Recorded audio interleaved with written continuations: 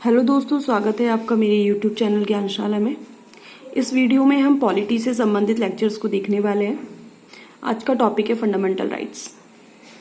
और अगर आपने मेरा चैनल अभी तक सब्सक्राइब नहीं किया है तो प्लीज़ मेरा चैनल सब्सक्राइब कीजिए ताकि मैं आपके लिए इसी प्रकार की वीडियोस ला सकूं। आइए शुरू करते हैं। टॉपिक है मूल अधिकार। टॉपिक है मूल अधिकार। पहला प्रश्न जो मूल अधिकार से संबंधित है कि हम मूल अधिकार से क्या समझते हैं, फंडामेंटल राइट्स क्या होते हैं, इनको मूल बोलने के पीछे क्या रीज़न है। सेकंड प्रश्न जिसपे हम देखेंगे कि ये कॉन्स्टिट्यूशन में, संविधान में कहाँ मेंशन है, कहाँ स्थित है, इसके संबंध में जानकारियाँ देखेंगे। फिर कुछ विशेषताएं देखेंगे कि मूल अधिकार की विशेषताएं क्या है। तो सबसे पहले बात, मूल अधिकार क्या होता है, इनको मूल क्यों बोला गया है। फर्स्ट पॉइंट, मूल अधिकार को मूल बोलने के पीछे रीजन होता है क्योंकि इनको संविधान द्वारा गारंटी दी गई है। तो पहला रीजन क्या है, क्योंकि इनको संविधान द्वारा गारंटी दी गई है, तो इस कारण इसे मूल अधिकार कहते हैं। जैसे बोलने का अधिकार हमारा मूल अधिकार है, अगर इसका हनन होता है तो हम सुप्रीम कोर्ट या हाई कोर्ट में जा सकते हैं कि हमारे अधिकारों का हनन हुआ है, तो इसलिए इसको मूल अधिकार बोला गया है।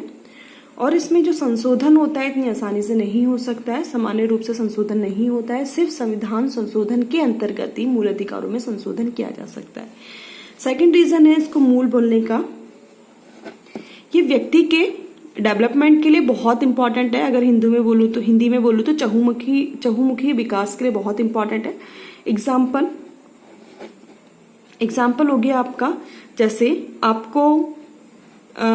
आपको यूपीएससी करना है, और अगर यूपीएससी करना है लेकिन इस तरह के कानून हो हमारे देश में कि यूपीएससी सिर्फ एक विशेष वर्ग ही कर सकता है, तो इस स्थिति में क्या होगा, आपका विकास नहीं होगा, या आप जो करना चाहते हैं आप इजीली नहीं कर पाएंगे।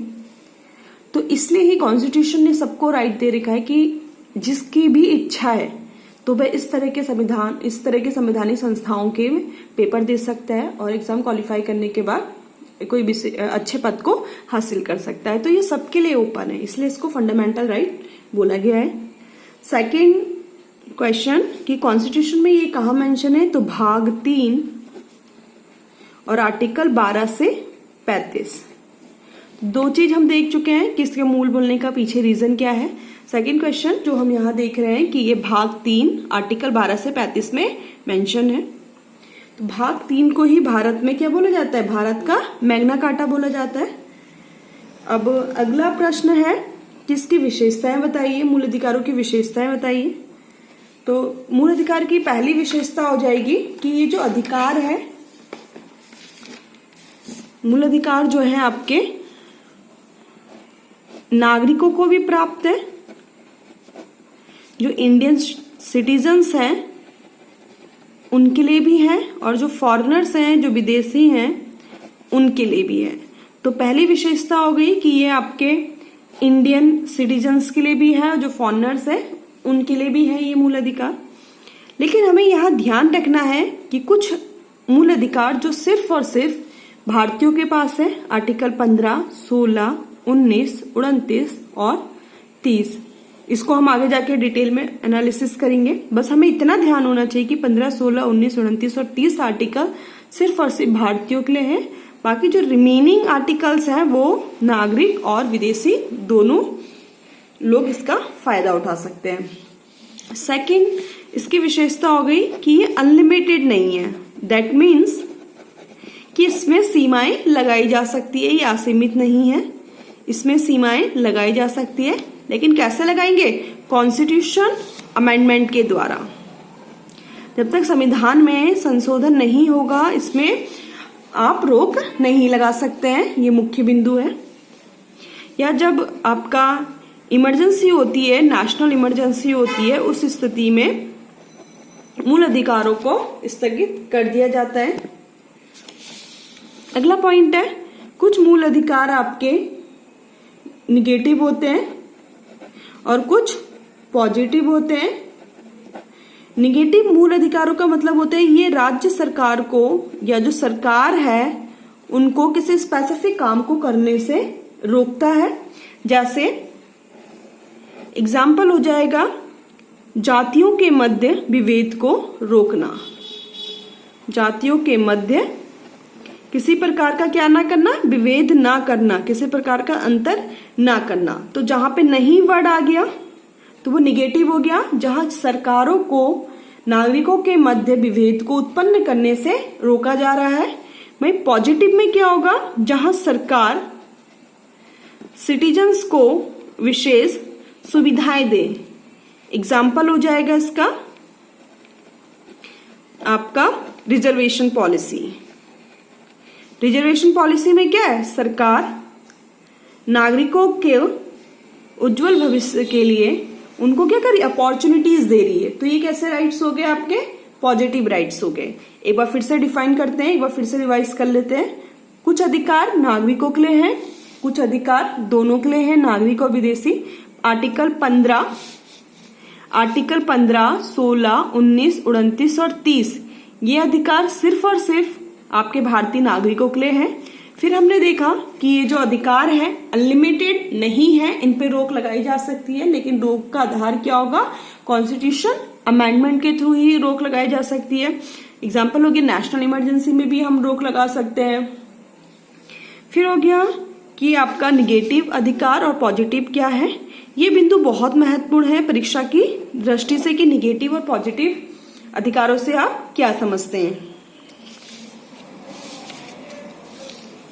अगला पॉइंट है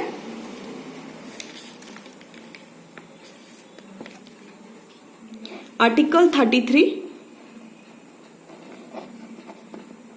आर्टिकल 33 आपका रिलेटेड है आपका सेना से।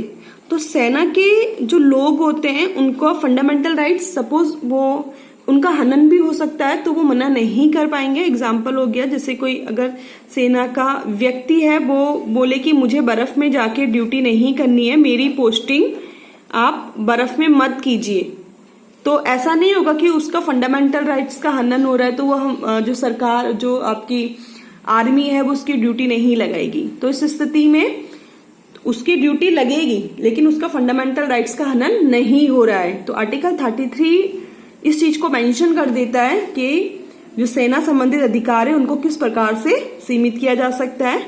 आर्टिकल 34 इंपॉर्टेंट है। आर्टिकल 34 संबंधित है मार्शल लॉ से, अर्थात अगर कहीं पर सैन्य शासन स्थापित होता है और वहां के लोगों का अधिकारों का हनन होता है तो उस स्थिति में अधिकारों का हनन नहीं माना जाएगा, क्योंकि सेना का जो उद्देश्य है वहां पे शांति व्यवस्था को बनाए रखना है। एक पॉइंट, एक महत्वपूर्ण बिंदु कि ज्यादातर जो मूल अधिकार होते हैं वो ऑलरेडी इम्प्लीमेंट हो जाते हैं, अपने आप से ही लागू हो जाते हैं, लेकिन कुछ अधिकार जो होते हैं वो संसद द्वारा बनाए जाते हैं। आर्टिकल 35। तो आर्टिकल 35 बहुत इंपॉर्टेंट है। क्यों इंपॉर्टेंट है, क्योंकि फंडामेंटल राइट से संबंधित जो कानून होते हैं उसमें राज्य सरकार की भूमिका नहीं होती है, सिर्फ और सिर्फ केंद्र सरकार की भूमिका ही होती है। जैसे अगर किसी जॉब में डोमिसाइल सर्टिफिकेट की आवश्यकता है तो ये जो कानून बनेगा केंद्र सरकार के द्वारा बनेगा, राज्य सरकार के द्वारा नहीं बनेगा। तो उसके पीछे रीजन ये है कि अगर राज्यों को भी अधिकार दे दिया जाए तो मूल अधिकारों में बहुत ज्यादा क्या हो जाएगा, अलग अलग प्रकार के मूल अधिकार सामने आएंगे जो राज्य स्पेसिफिक होंगे, बल्कि राष्ट्र में ये जो अधिकार होंगे केंद्र को दे दिए ताकि सभी नागरिकों को एक समान अधिकारों की प्राप्ति हो। इस वीडियो में इतना ही। अगली वीडियो में हम देखेंगे राज्य की परिभाषा। अगर आपने मेरा चैनल अभी तक सब्सक्राइब नहीं किया है तो please do share and like my channel. Thanks for watching my YouTube channel.